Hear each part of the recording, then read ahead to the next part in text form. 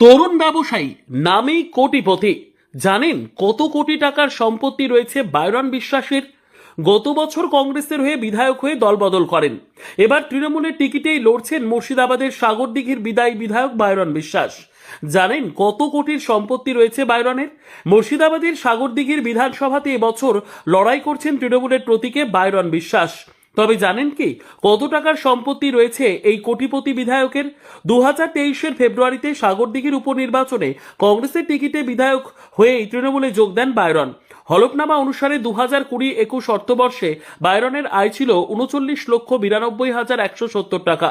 2024-25-এ তা বেড়ে হয়েছে 91,69,692 টাকা। ব্যবসায়ী বায়রন হলফনামায় জানিয়েছেন তার হাতে নগদ 8,72,458 টাকা রয়েছে। তার স্ত্রীর হাতে রয়েছে নগদ 85,000 টাকা। বায়রনের ব্যাংকে স্থায়ী আমানত, বন্ড, বিনিয়োগ সহ অস্থাবর সম্পত্তির পরিমাণ 11,74,16,992 টাকা।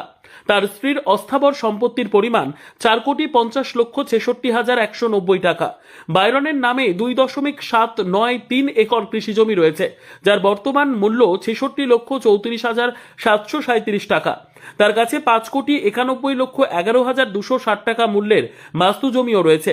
তার নামে থাকা স্থাবর সম্পত্তির বর্তমান মূল্য 13,82,87,587 টাকা।